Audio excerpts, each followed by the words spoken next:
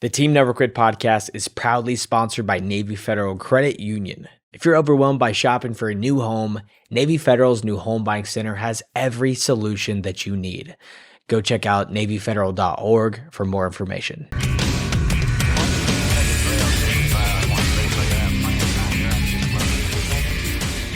Ladies and gentlemen, welcome back to another episode of the Team Never Quit podcast. As always, thank you guys for listening and watching, and please hit that like and subscribe button if you like to see the show.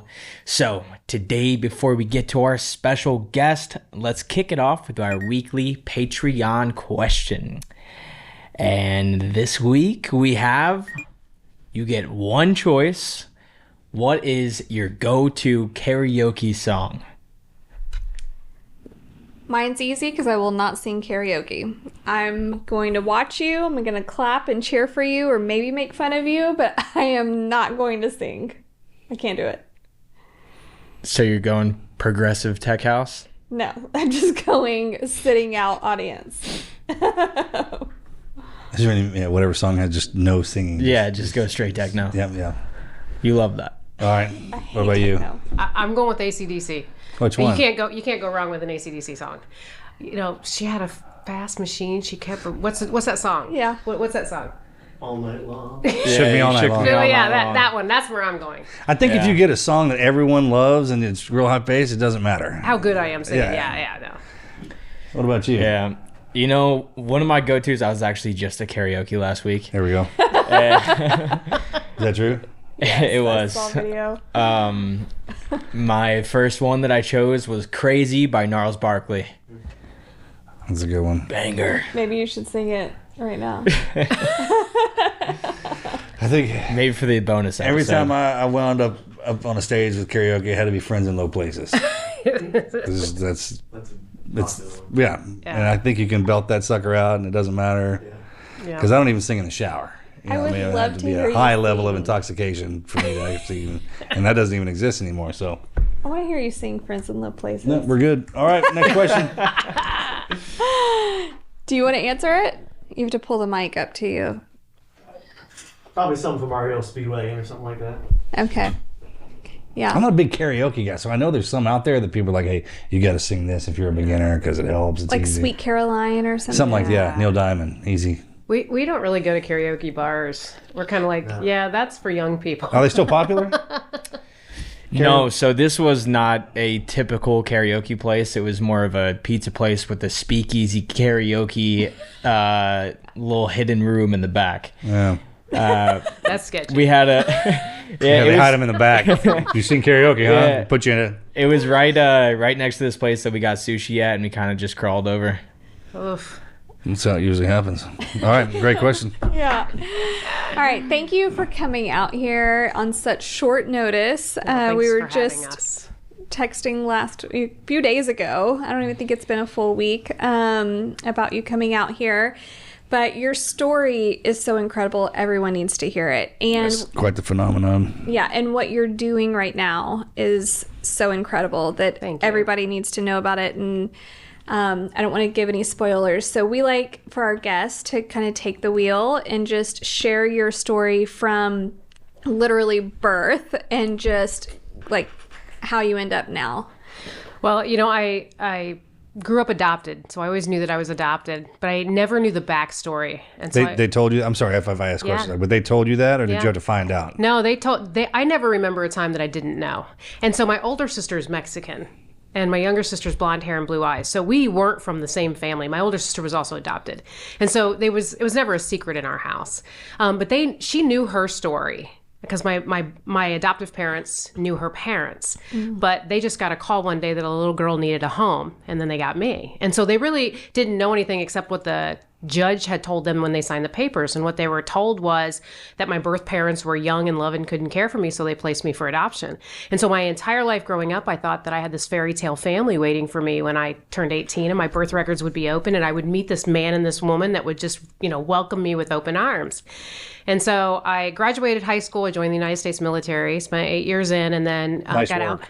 Huh? Good job. Well, at least it's the Navy. I mean, I could be like, But I joined, and I got my love for firefighting there. And so after I got out, I joined the fire service, became a firefighter and a medic. And it was when I was 37 years old, I stumbled upon her name.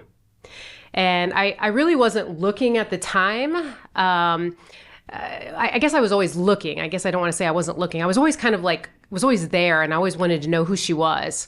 But I stumbled upon her name, and... Is that always in the back of your mind? Just a question. It's like, hey, am I going to find my parents one day? It's like a daily thing. Because we have the tech now where you can. Yeah. Yeah, you can now, especially with DNA. Even if you don't want to. I know. You can accidentally find out if you got some family. I've done that. We did the DNA test. Kind of like that movie when we were kids, Annie, wanting to find her mom so bad. Did it feel like that? Like you just had this hope?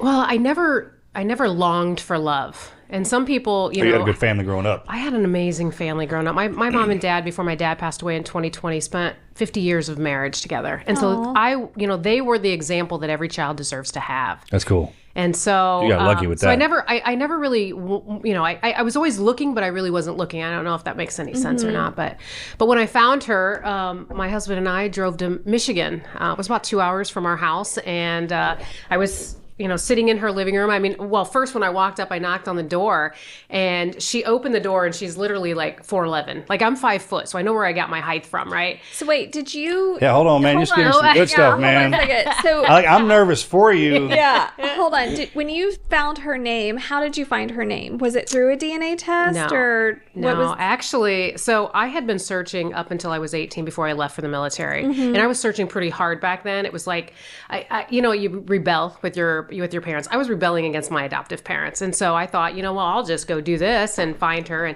And so I actually went to this, you're going to think I'm crazy when I say this, but I went and got my birth certificate. It had my adoptive parents' names on it. So that was a roadblock for me.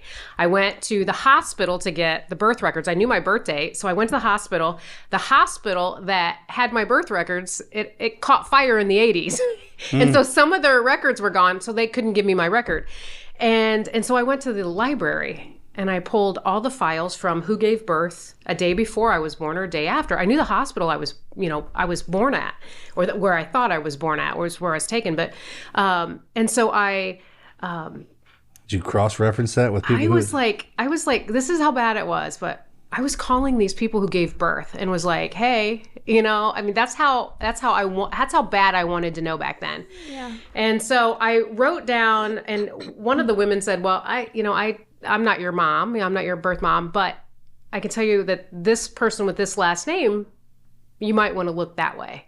And so I wrote it down on this piece of paper, and I just filed it with the rest of the stuff. And so when I was 37 then, I was like, oh, what's this? And I'm like, oh, you know what? Let me just see if there's anybody with this last name in the town where I knew I was born. What town was that? I was born in Montpelier, but this was Bryan, Ohio. So it's basically the same community. And I looked up a number, and I just called somebody with that last name. And she's like, you know what? There was word that that my aunt placed a baby for adoption back in the early 70s, but it was a little boy. And that's just what we heard. We're not even sure if that's true or not, And so she's like, but let me give you her number. And so I just called.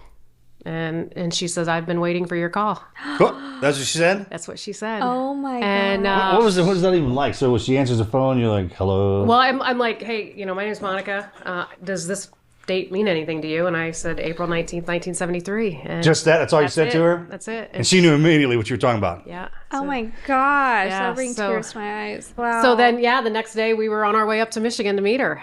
I was not wasting any time. So did she give you any story on the phone? And I didn't really ask. I was just trying to get to know her, and it was the next day. We really didn't talk for very long. And then we drove up to Michigan, and then I, walked up to her door, and I knocked, and I was like freaking out, and then she opens the door. She's blonde hair, blue eyes, very fair skin. So I didn't look anything like her. And we probably hugged, it seemed like for 5 minutes. And then she just invited us in, and we spent probably 3 hours in her home, and it was like getting to know her, I always wanted that connection of hey, she does that and I do that. Yeah, sure. You know what I mean? And I never had... Like, where'd that come from? I get I never looked like anybody growing up. I never did things like other people, like my adoptive parents. And so Joe says now that I walk like her, I talk like her. And I mean, I didn't see all that. He did. Well, I was examining the both of you. Sure.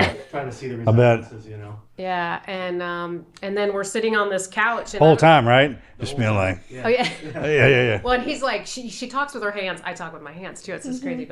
But I'm sitting on this couch and it doesn't match the chair. And I think you'll probably understand this. There's certain details when something is so important to you that there's details that really don't matter, but they're stuck there. Yeah. And so this couch didn't match the chair she was sitting in. And it's like, why is that so important? But we're sitting there, and of course then the question comes up, who's my biological father? And she just got up. She just got up and walked out. And we're like, what just happened? Like, what just happened? And Awkward. yeah, and so she came back and she sat back in this chair that didn't match the couch, and she had this blue folder, and it was very worn. It was very old, you could tell. And she opens it up and she pulls out a police report from 1972. And so she's sitting here telling us this story, and Joe's absorbing all of it. I'm not absorbing any of it. I'm like sitting there going, I am so sorry for you. What, because she kept telling us what happened. And I didn't realize at the time that not only was she telling me her story, she was telling me mine. And she was 17 years old. She was brutally attacked and raped and left along the side of the road. Oh, and gosh. This was in 1972 when abortion was illegal in our country. And I'm not here to debate abortion. I'm just stating that if abortion was available in 1972, I probably wouldn't be sitting here today. But she pressed charges against this man, and he was arrested and charged. And then, if that wasn't the worst of it, 6 weeks later, she finds out she's pregnant. And the only person that knew was her mother. And she took her out of high school, basically hid her from everyone, and then gave birth and abandoned me 2 hours later at a hospital in Montpelier, Ohio. Just walked away. And so as she's sitting there telling me this, I was not getting it at all. I don't know why. I just didn't want that to be my life. Yeah, sure. And so we left, and we're sitting in our Jeep, sitting in the driveway, and he's just sitting here staring at me. And he's like, "Are you okay?"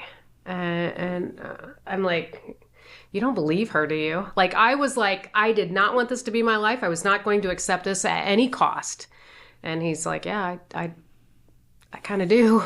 You weren't listening to her, were you? Couldn't think of a reason not to. Right. Yeah. Yeah. And so for the next 6 months, I went into a complete depression. I buried myself on the back of an ambulance because the more lives I saved, the more worthy my life was, or that's how I felt.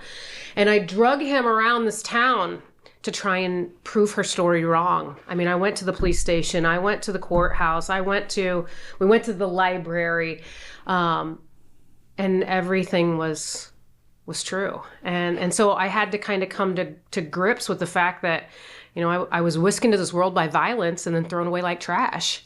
And so I had to go back to my faith because I had stumbled away from it. You get older and things happen, and it's just not as important as it once was. And so we kind of buried ourselves back into faith. And the more I started reading, scripture, the more it started pointing to my life. And Genesis 50:20 just says it perfectly. It says, "You intended to harm me, but God intended it for good to accomplish what is now being done, the saving of many lives." And so I hung on to that. And we had a family meeting, and we told our kids, we brought them in, and we're like, we either tell everyone or we tell no one. But we're going to do something, or we're going to do nothing. But you have to be all in. And our son actually said, if this can save somebody's life, why wouldn't we say something? And so I started speaking on it, and I asked her, I said, "Is it okay, that I tell your story?" And she said, "Just never tell my last name." And so I've never said her last name publicly. And so that year, we really got to know her. And that was the year that I learned empathy. I didn't know it before. I thought I knew it before, but I didn't know it. I would have judged somebody in her situation.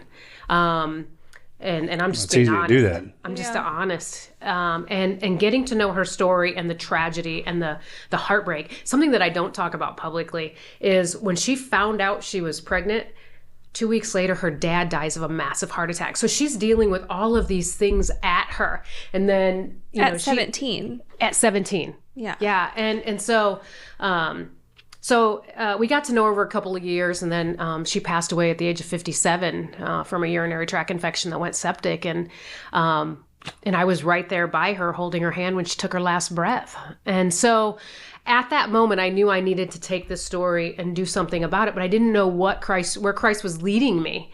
And so that year that she passed away in March. A friend of mine in August says, "Hey, I'm going to South Africa.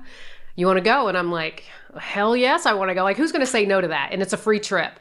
And so we went there and we spoke on being pro-life and abstinence. And HIV is just rampant over there. And so, Like you can't believe. I know. I mean, when I had to study that, it's unbelievable. It's crazy.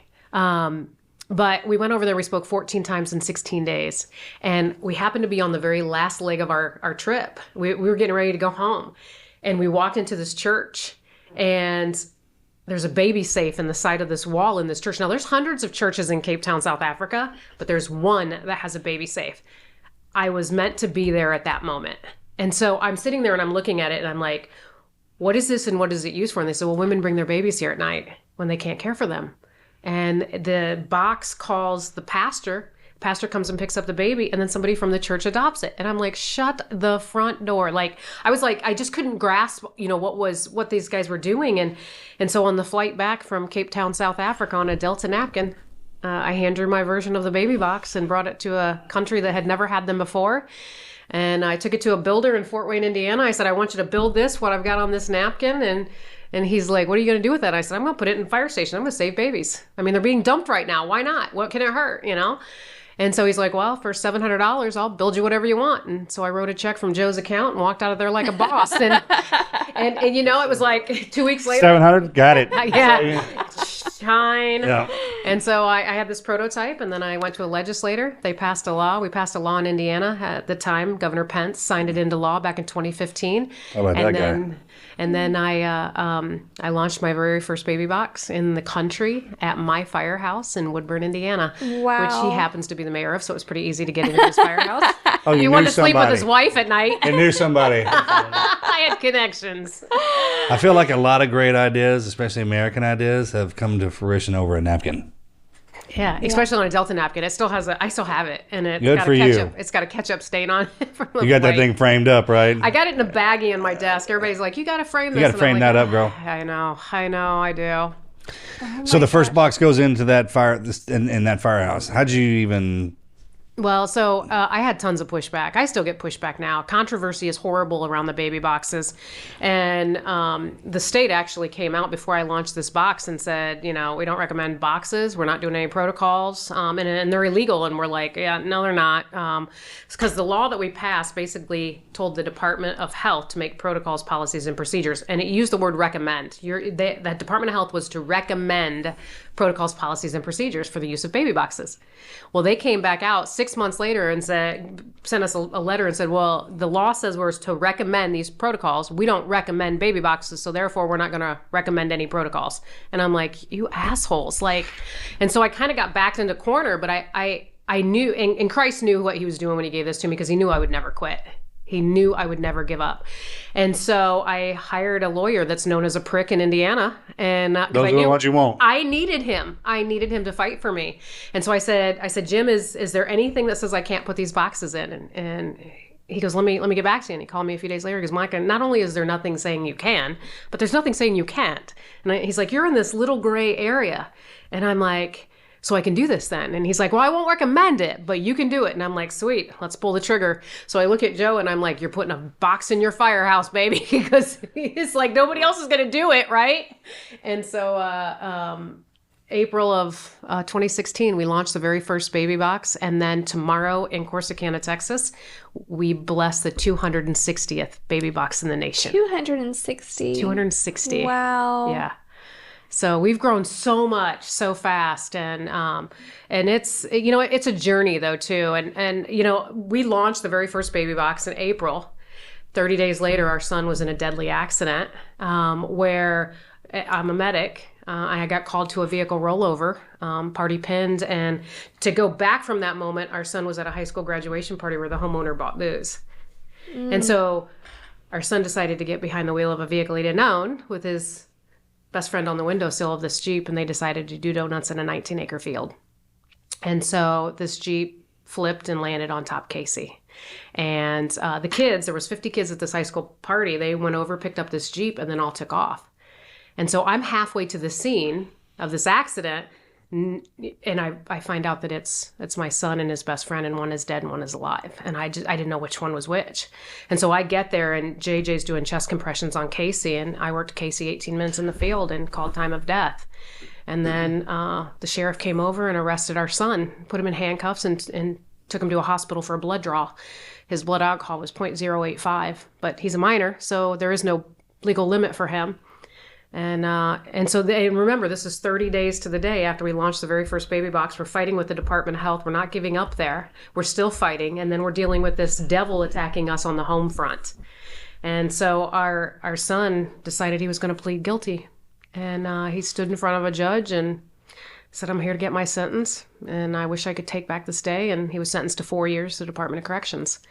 And so for the next 18 months, we were fighting literally the Department of Health to be able to put in more boxes.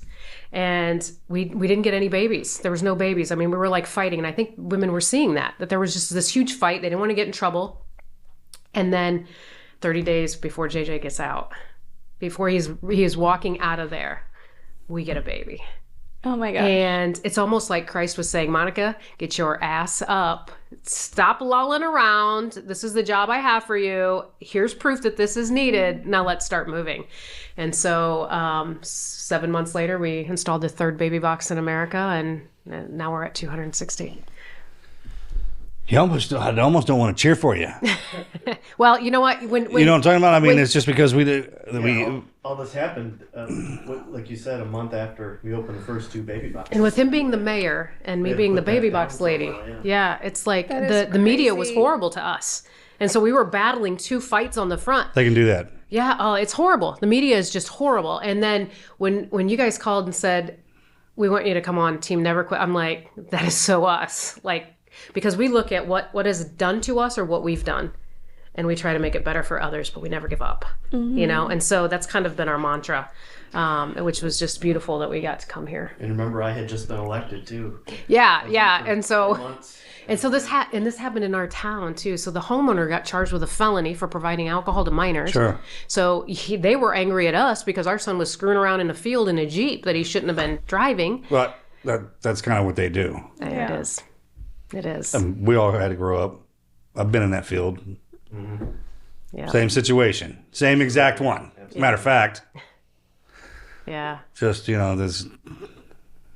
But at the end of the day. How's he doing now? How blessed are we? He's doing great. He's really doing great. He became a dad a little over a year ago.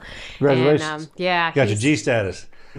We did. That's actually, good job. that's our two. So we have two little boys under the age of 2. Aww. 2 grandsons, and we love this life. Great. Yeah, we get the one every weekend. Our daughter's a bartender at a restaurant in Fort Wayne, and so we get him every weekend, for a few hours, and it's nice. It's so nice. Aw, I love that. So let me take it back to your adopted mom really quick. What was she like when you were going see your birth mom? Did she support you in that? She did support me, but she refused to go. Yeah, I don't know why. She just never wanted to go. Now, after she passed away, she regretted it. And so I got to meet an uncle that never knew I existed until my birth mom had passed away. She did go meet him. So I don't know why, but she just never wanted to go. Yeah. She was always thankful. Yeah. But I don't know. I don't know why she didn't.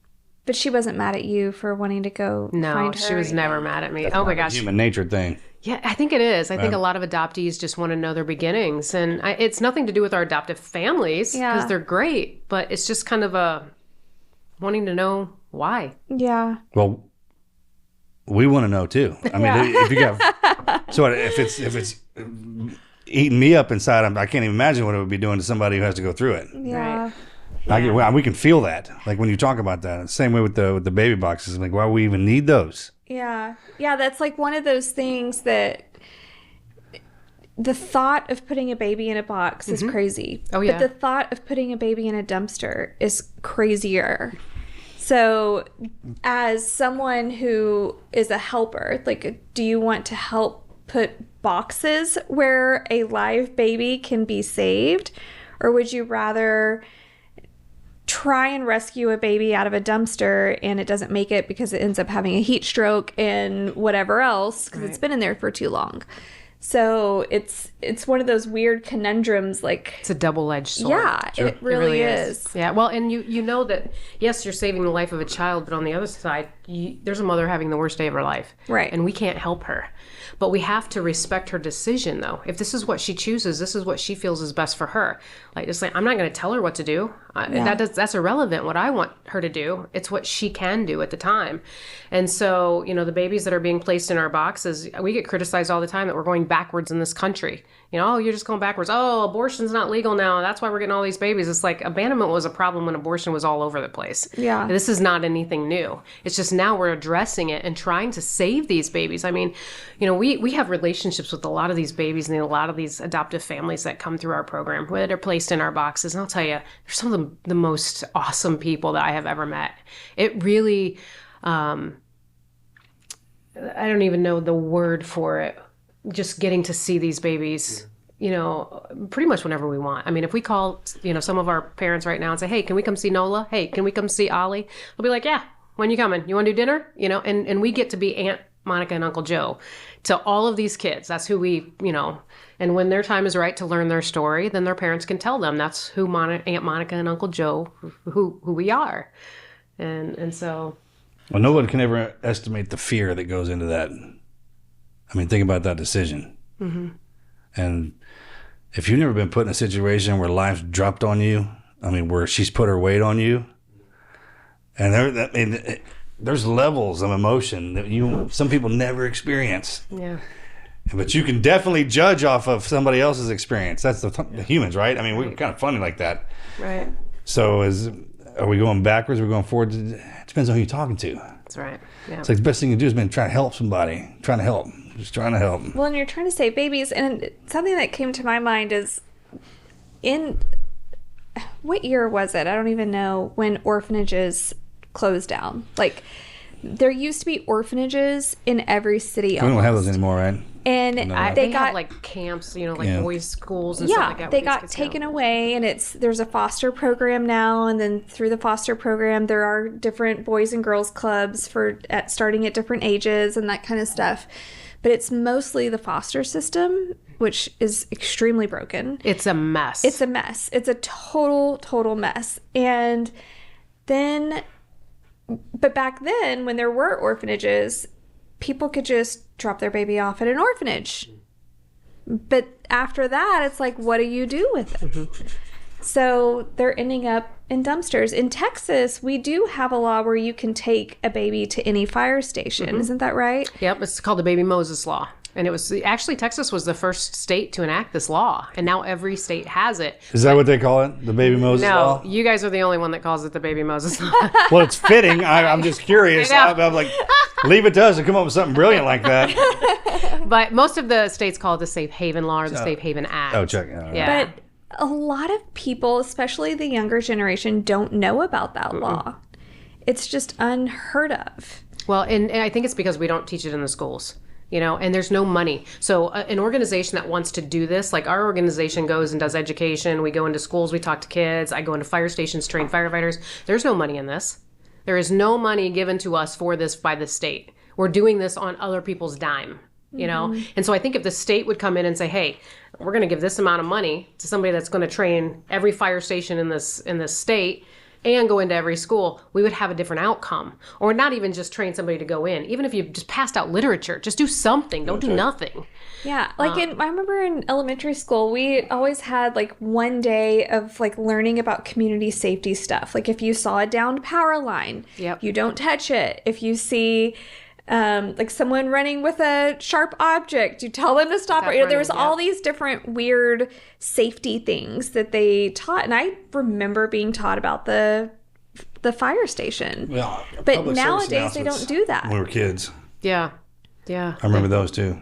They don't do any of that anymore. Like after the cartoons, at the end of them, growing up, they would have these, hey, this is what you do. This is how you become a good person. Remember that? When we were I don't kids, remember the cartoons. Dude, man, you hit them when they're young. Like after Mr. Rogers, or he would always G.I. Joe like and all that. I remember those. They don't do any of that. We used to have civics too in school, like civility, how to treat each other.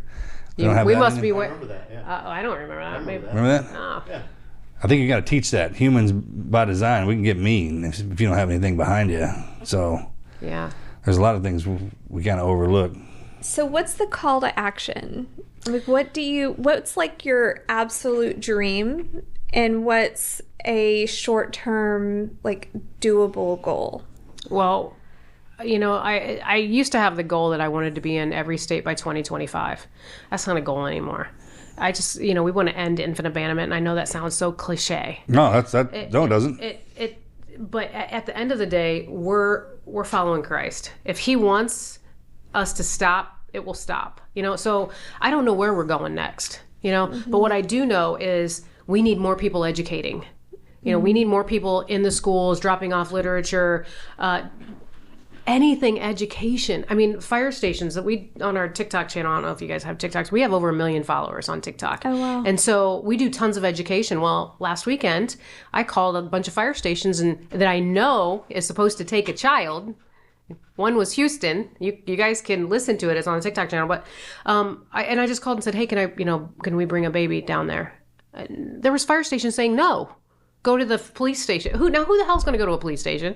And I was like, if they don't know, how are we getting the information to the women that are using it if our first responders don't know? So it's a whole mess that we're just trying to pull in the education piece to make sure that everyone knows. And it's not because we want people to use it. We just want you to know that it's an option. And then the firefighters, we want you to know what your job is. This is your job when it comes to this state code. And they just don't know. I feel like it's been a while since we had a meeting of the minds, like where there's been a universal American, I need every firefighter in all your leadership, send me 3 of them to this state. We're going to keep you all for a couple of weeks, and you're going to write out the proprotocols. Yeah. I think if they've got to do it with the doctors, the police officers, I think it's time to do that. Yeah, do something. I think we're getting there. You know what I'm talking about? We're in this new era, and these are different. These new kids are different, man. We got to kind of update our system. Well, that's the problem too. Is the culture's changed? Yeah. 20 years ago when the first safe haven law was enacted, it allowed a woman to walk up to a fire station, hand the child to them, and turn around and walk away. 20 years ago, a woman would do that. Today, there's shame, there's judgment. They're not going to go face to face with these women. Cameras everywhere. Yeah, and so that's why these boxes are so important. And I get accused all the time of, you're making millions of dollars off boxes. Now, I make a salary. We're a nonprofit, and my salary is public. So if I put in 1 box or 260 boxes, I get paid the same amount.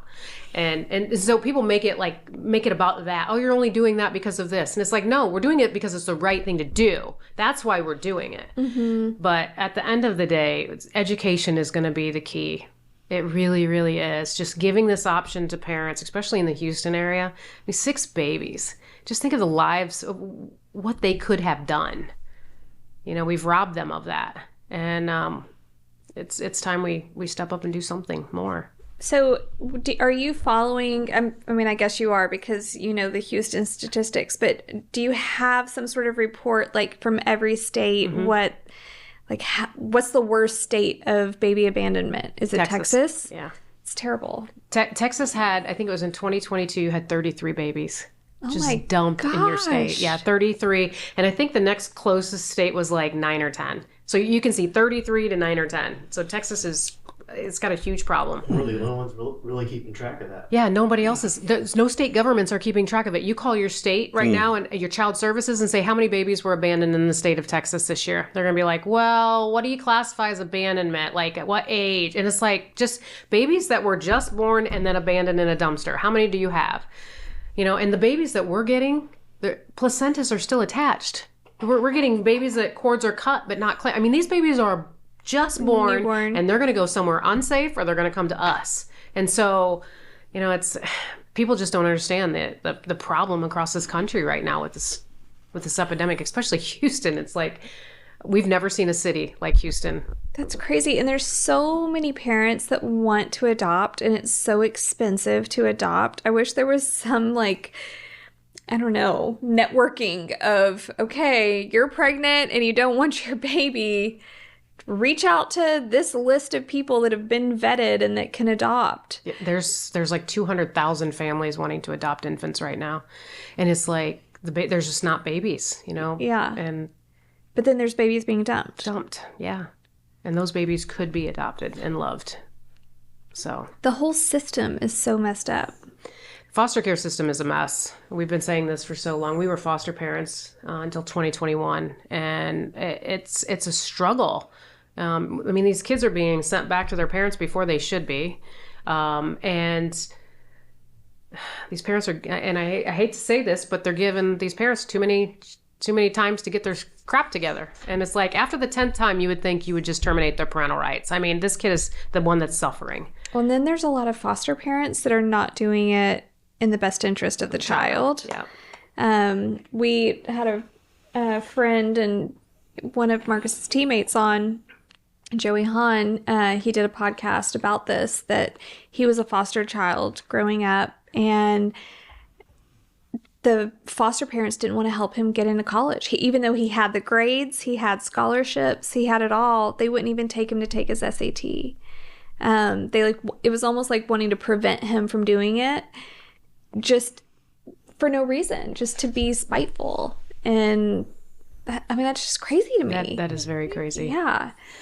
But what y'all are doing is amazing, and every city needs this. Are you getting like people in each state to be advocates, or how are you getting these all over? We do have a lot of people that basically take over the entire state, you know, trying to talk to locations. Most of the locations are calling us. I mean, if you're in Houston and you're having all these dead babies, why wouldn't you look for a solution? Yeah. And so most of the communities are calling us, either because they've had a dead baby or they want to be proactive and get ahead of it.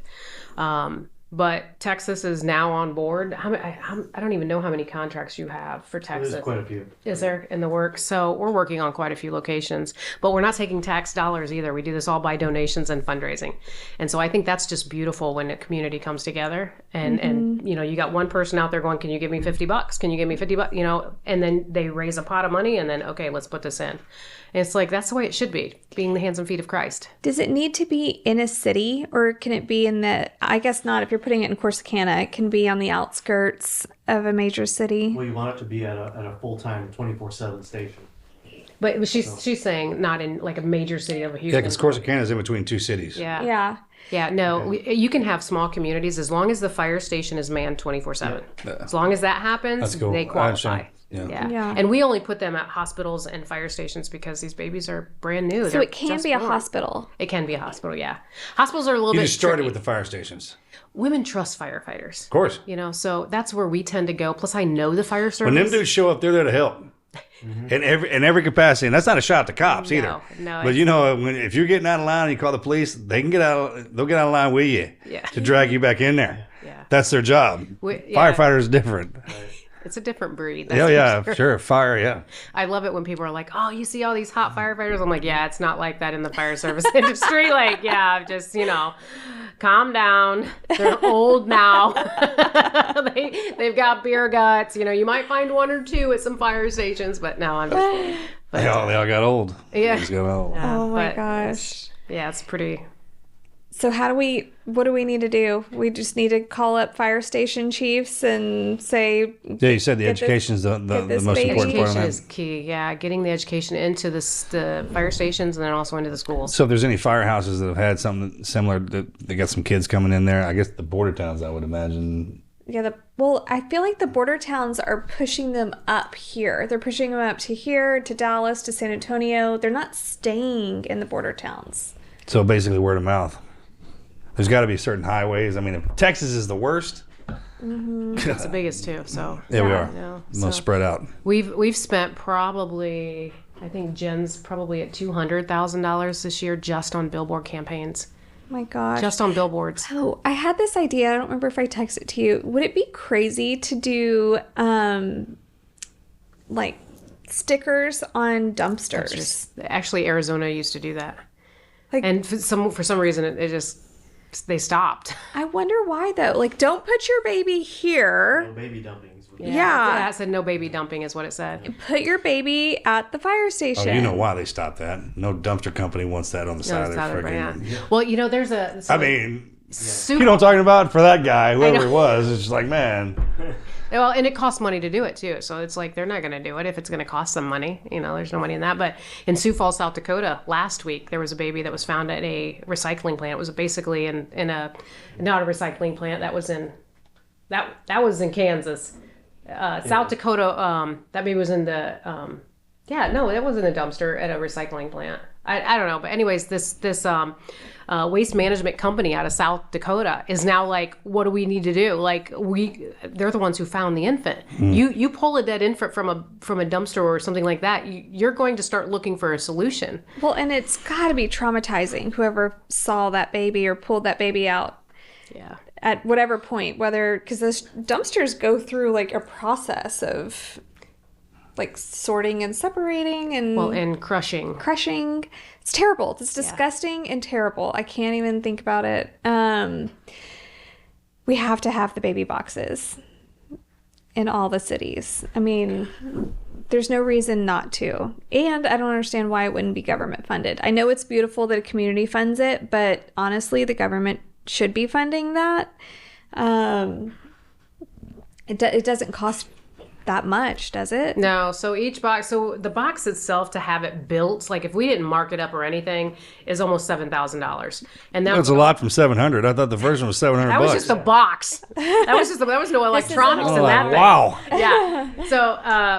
So we also have the signage, the marketing. We have an 800 number that women call. You know, so if they want resources. But we charge a location $15,000. That includes the attorney fees to get them to sign the contract. I mean, there's a bunch that goes into that. Right. But we're not getting rich off $15,000 per box when the box alone costs $7,000. You know. Will you explain to our listeners what the box does? Like when the mom puts the baby in the box, what is that protocol? Because there's a whole thing that goes with it. Oh, yeah. So basically she just walks up to and we cut a hole in the side of a fire station and we slide the box in. So the outside of the box is on the outside of the fire station. The inside of the box is on the inside of the fire station. So basically the baby is just kind of going through the wall. And so when a mom walks up, all she's got to do is open the door, place her infant in this medical bassinet that's on the inside of the box, shuts the door, and walks away. The box calls 911 on its own. She doesn't have to touch anything. She doesn't have to push any buttons. All she's got to do is open the door. That's the first alarm. When baby's placed inside, we've got a second alarm that goes off. So the firefighters are already going to know about it. And then once she shuts the door actually locks, so nobody can come and take the infant from her. Babies are in our boxes for right about 2 minutes. And baby goes to the hospital, gets evaluated by a physician, usually in there for 3 to 5 days, because again, these babies aren't born in hospitals, so they've got a whole protocol on making sure that there's no infection with this infant. And then the baby is placed with the state for them to find a forever family for. It's pretty simple. Yeah. But you know, that process has been the same process since 1999. All we did was add the box. The same process was taking place after, if a baby was handed to somebody, that same process stayed. All we did was say, hey, you can do this anonymously now. Isn't there something for the mom to take when the orange bag? Yeah. So the orange bag has a safe haven registry, which she can leave medical information, she can leave ethnicity information, anything like that. And then what to look for after giving birth. These women aren't going to hospitals. And so we want to make sure that they know infection and hemorrhaging and stuff like that. And then there's a letter from us. There is the state statute in there and the trafficking. There's a trafficking brochure in there as well. So she gets information. And there's also a thing that shows that she can get free counseling and she can get it for however long she wants it. It's not like you get 3 visits. No, it's like you can have it for 3 years, 4 years. But yeah, it's a program that we've put in place, and it's been very successful. We have a mom that actually used our box that's now a volunteer for our organization. Oh wow! So some of these moms come back. She reached back out. She did. Well, actually, I could even show you my phone. I get a lot of texts from these moms. So they'll call the hotline. They'll get a hold of our hotline counselor, and a lot of them will say, "Hey, I want to talk to the lady on the news. I want to talk to the lady from TikTok or whatever."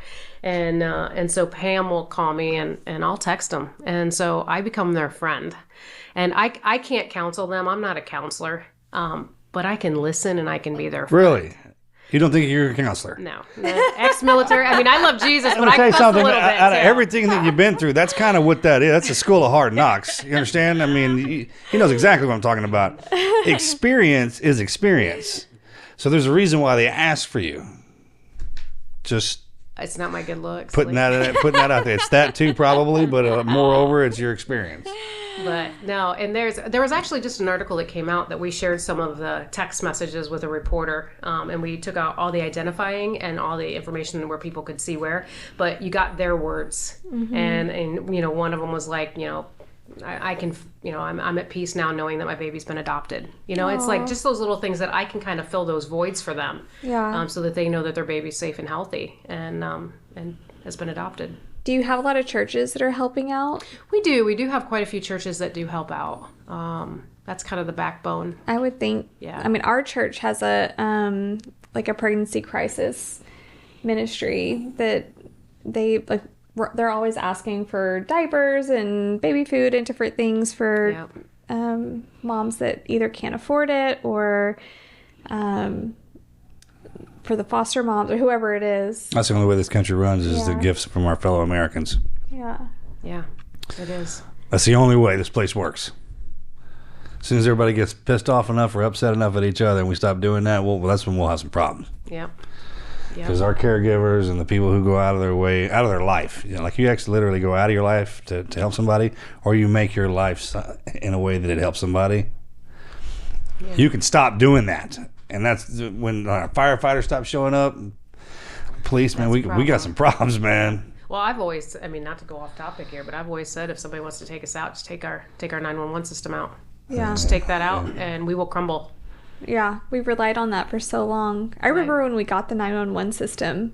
What was that number again? Now you're showing your age. I know. What was that? I specifically remember when we got it in Houston, and then I remember like maybe 5 years later or something going to my grandma's in Louisiana because my grandparents live in the smallest towns in Louisiana, and they got it like 5 years after. And I was like, whoa, y'all are so behind the times. They didn't even have area codes then, right? Yeah, they didn't. My grandma will still just give the last 4 digits. And I'm like, no, there are 6 digits now. If you're going to call someone, you have to dial You got to dial them all now. Or, 6 in the front. 6 before the 4 digits, yeah. Then it was amazing how good we got at that.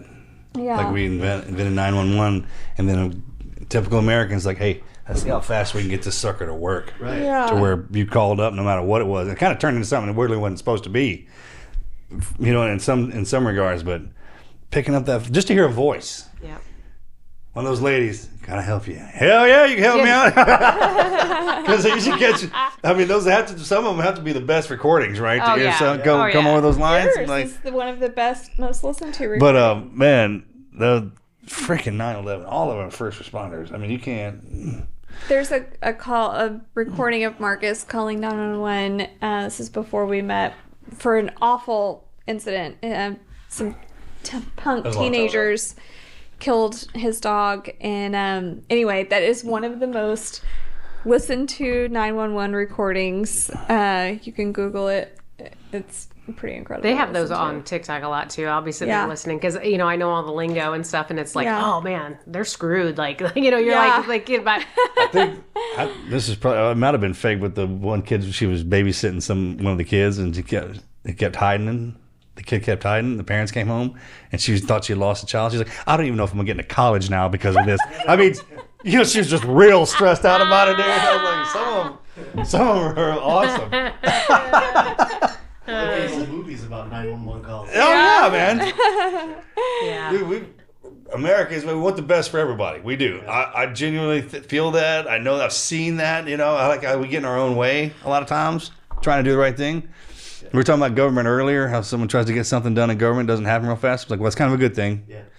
You really don't want our government to move fast on anything because, when they move, Especially they this move. government. Right. Yeah. They freaking move and get. Sign it, and then we'll find out what. Yeah, that kind of stuff, man. So, but Well, for the most part, you said that tomorrow is the 260th. Yep. How many babies have y'all saved total? So we've had 203 come through the baby box program. 51 of those were through the box. The others were handoffs. Okay. So Awesome. yeah, Wow. so 200 lives have been changed. That's amazing. I know. I can't wait to see these kids grow up. I've always said that if something happens to me, I hope it's one of these kids that get to take over this organization because it's a nonprofit, so I can't take it with me. probably one of when them I go. saved your life.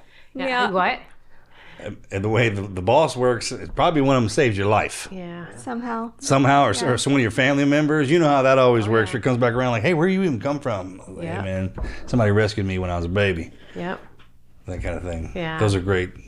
So on TikTok, what's Yep. your handle or how Just do people Safe Haven find Baby you? Boxes or Monica Kelsey. Okay, and Yeah. that's on everything. That's how people can. So find you? TikTok's a different breed. So if you get on TikTok, I love Jesus, but I cuss a little bit. So, and that's just the place where I do most of it. But, I waxed his nose hairs the other day. But, with 1 million followers, you got to keep them entertained, right? That's hard. I take it. Hey, man, you gotta keep them entertained. It's difficult. We got a healthy appetite out here. I know. But most of it's on education of Safe Haven. And I think people just appreciate it. But I also call my staff when we get a baby in one of our boxes. I don't care if it's 2:00 in the morning, I call my staff. Well, I have a phone that I record with, so I record every call like that.